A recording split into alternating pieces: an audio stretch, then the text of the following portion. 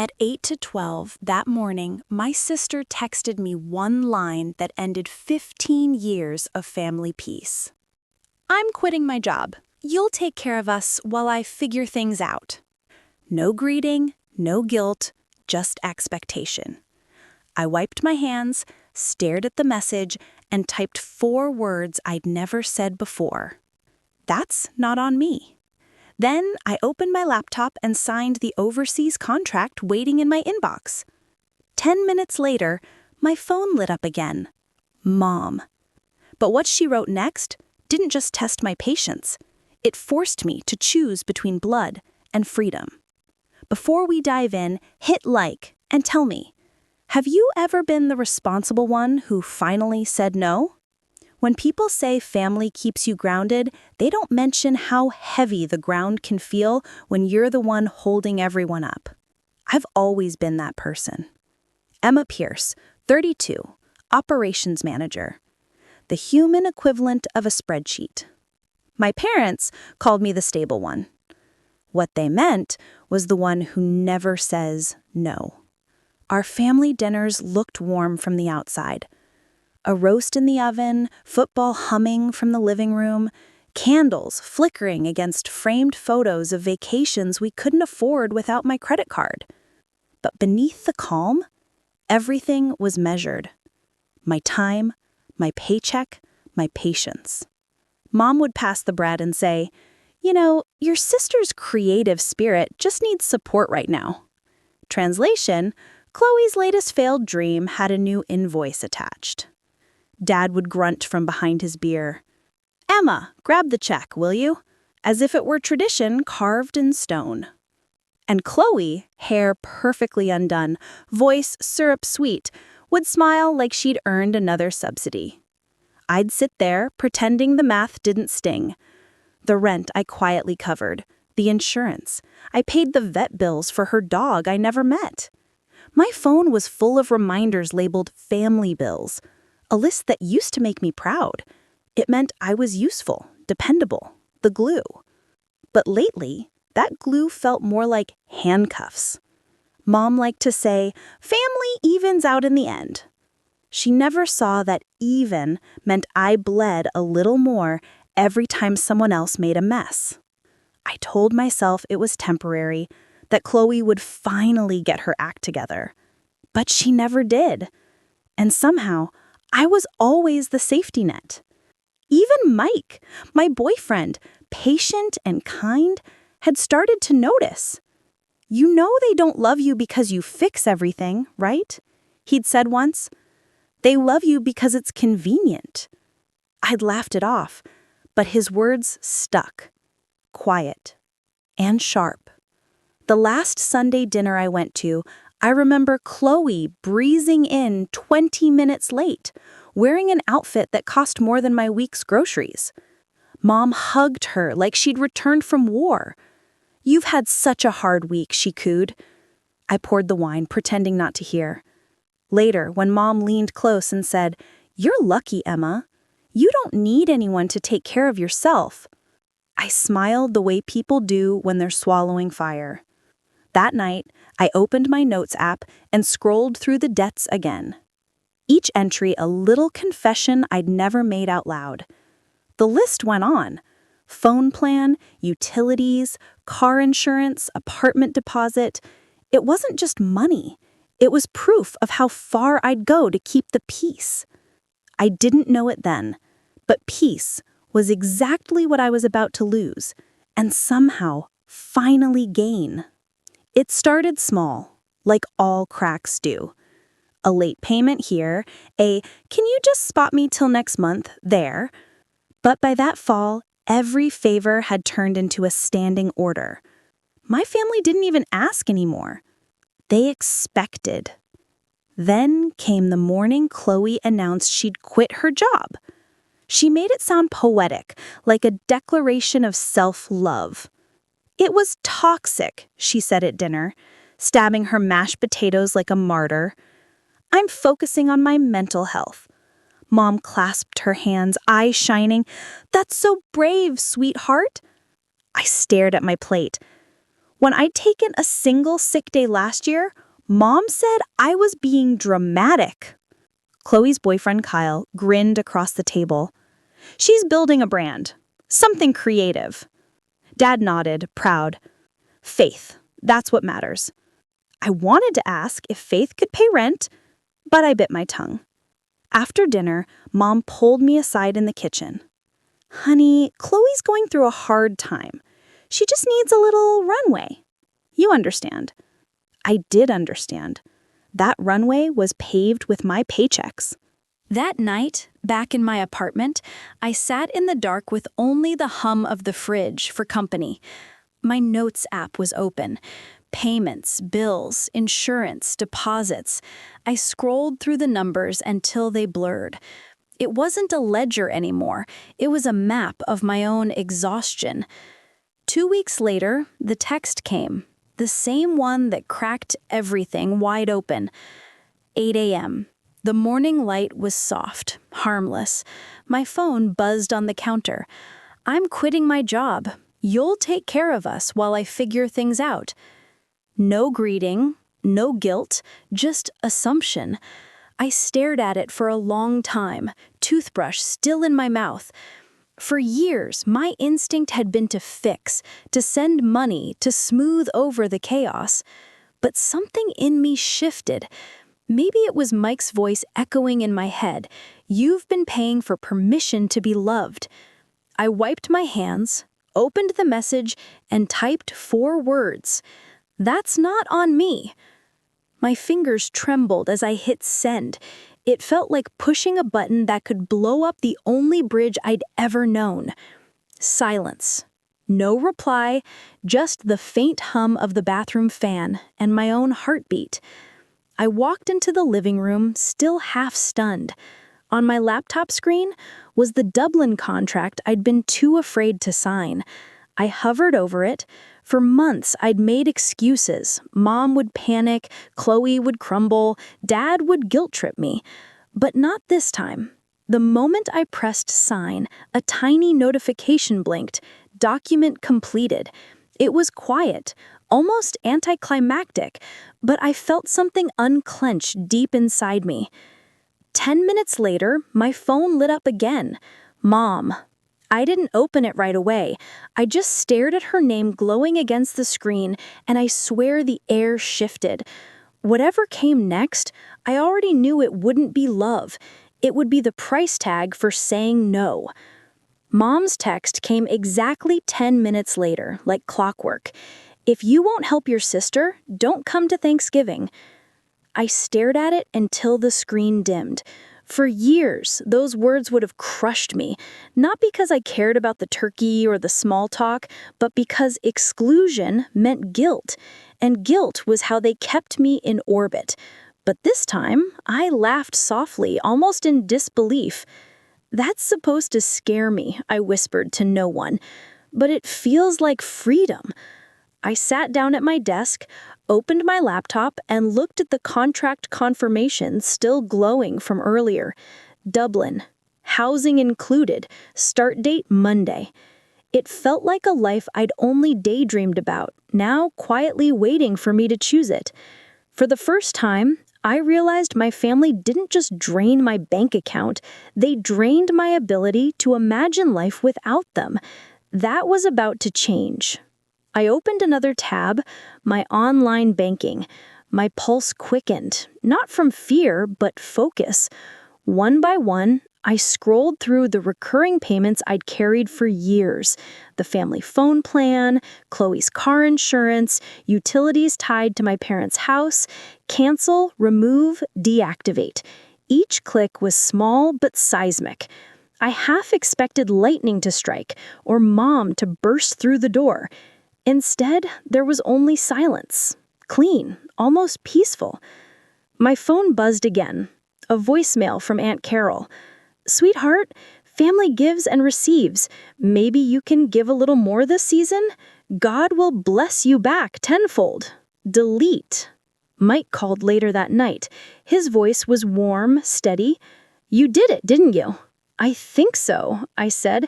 I finally said no. You didn't say no, he corrected gently. You said yes to yourself. That line stuck. After we hung up, I started a new document labeled Exit Plan. I typed it in bold. Underneath, I listed every step like instructions for survival. Remove my name from their phone plan. Unlink Chloe's car insurance. Cancel utilities at the parents' house. Freeze shared credit lines. Transfer savings to a new account. Each line tightened a knot I didn't realize was still loose. When I finished, I sat back and exhaled. For the first time, my life didn't look like a to-do list written for someone else. Still, the old habits tugged at me. I kept checking my phone, expecting Mom to call, expecting an apology that never came. By midnight, 23 unread messages blinked on my screen. None of them said, "I'm proud of you." Most said some version of, "You'll regret this." Maybe I would, but regret at least would finally belong to me. As I shut my laptop, the Dublin contract notification blinked again, a reminder. Flight confirmed. 5 days. I whispered it out loud, testing the sound. 5 days till freedom. Mom didn't wait long to escalate. By the next morning, my phone was a war zone.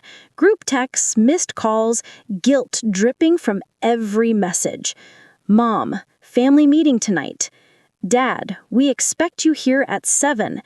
Chloe, don't make this harder than it already is. It was astonishing how fast they could turn "please help" into "how dare you." I stared at the screen for a long time before typing the simplest answer of my life. I won't be there. Almost instantly, the typing bubbles appeared. Mom, you will. Chloe, you're unbelievable. Dad, watch your tone. I silenced the chat and turned my phone face down. The quiet felt holy. At 6:52 p.m., the doorbell rang anyway. When I checked the Pure hole, Dad stood there, still in his work shirt, jaw tight. Open the door, Emma. No. Don't play games. I'm not. He muttered something under his breath about disrespect, but I didn't move. Finally, the footsteps faded down the hall. I locked the deadbolt twice, leaned against the door, and let out a shaky breath. They weren't coming to talk. They were coming to win. The next day, Mom tried a softer weapon, a voicemail.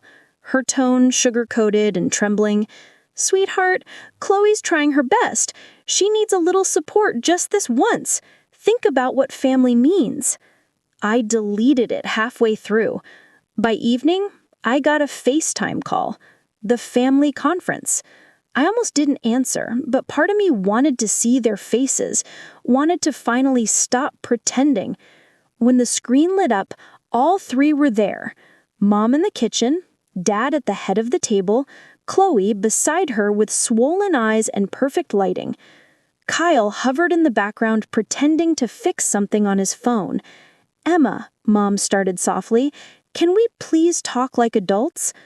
I thought that's what I've been doing, I said. Chloe jumped in. You embarrassed us. You made me look like a beggar. I didn't make you anything, I replied. You sent a demand and I declined. Her lips trembled.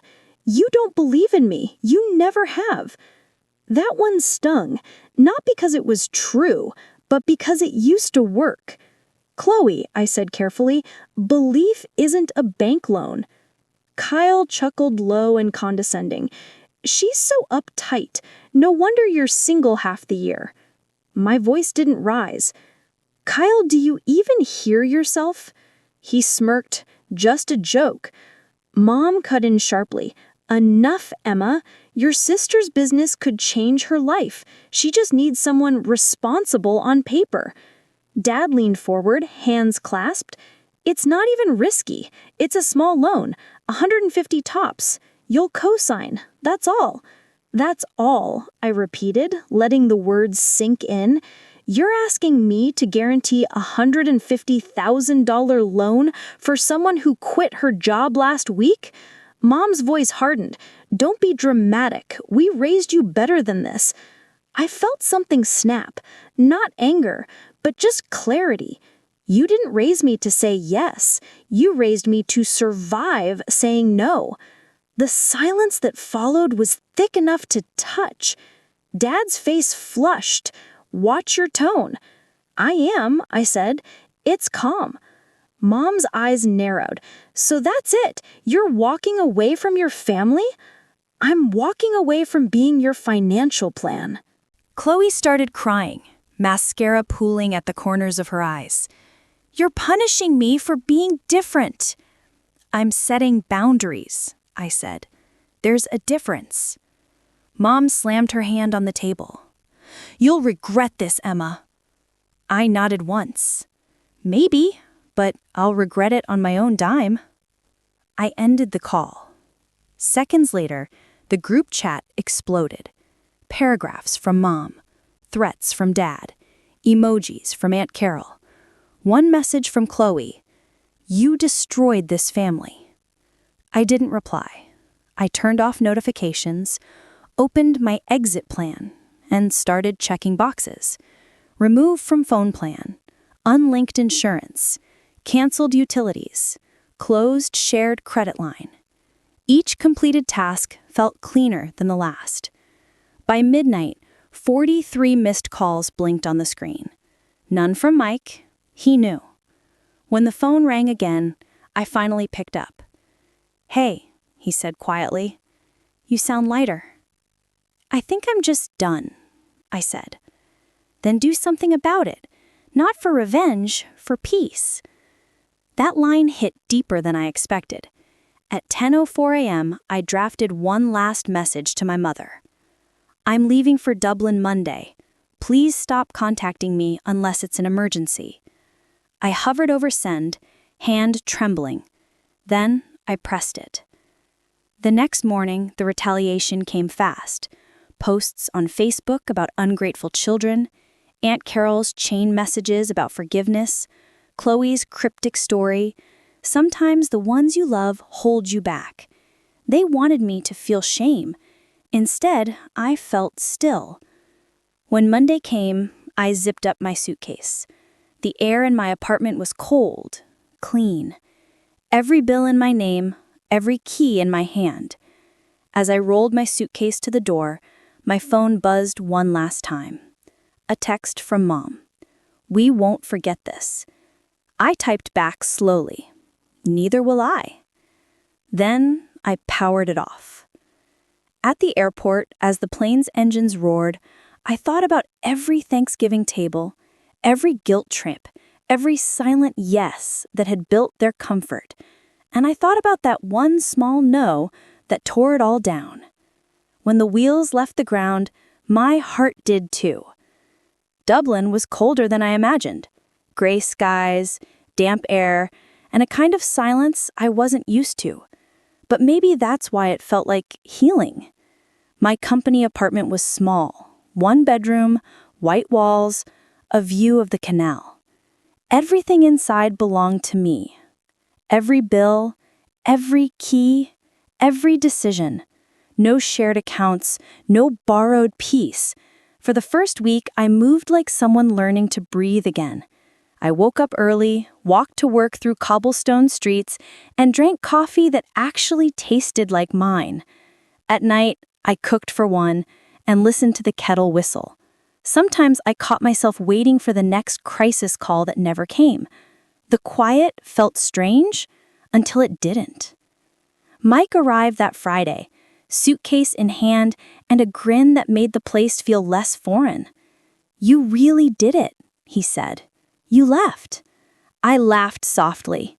Yeah, and somehow I'm still standing. He looked around the apartment. It's peaceful here. Peaceful feels weird, I admitted, but I'll get used to it. We ate dinner on the couch, candles flickering against the rain-streaked window. My phone sat face down on the table, silent. When I finally picked it up, there were no new messages. For the first time in years, the absence of noise felt like a blessing. Days turned into weeks. I got promoted early, led my first project, made friends who didn't need rescuing. One afternoon, I scrolled through old notes, the payments, bills, utilities list I'd once treated like scripture. At the bottom, I added one final line. Debt cleared, emotionally and otherwise. A month later, Mom left a voicemail. Her tone was softer this time. We're fine, sweetheart. Chloe found part-time work. Your dad says hi. I didn't call back, but I smiled anyway. Distance was doing what love never could. It made things kinder. Sometimes I'd stand by the window watching the canal lights ripple. The old Emma would have felt guilty for feeling okay. The new one just whispered, I earned this. Sunday morning, sunlight spilled across the kitchen table, catching the steam from my coffee. No buzzing phone, no new demands, just quiet. I thought about that first text, the one that ended 15 years of family peace. You'll take care of us. Maybe once I would have, but not anymore. I used to mistake being needed for being loved. Now I know real love doesn't drain you. It steadies you. I looked out over the Dublin skyline, smiling to myself. Peace didn't come with fireworks. It came with silence. If you've ever chosen peace over guilt, share your story below. You're not alone.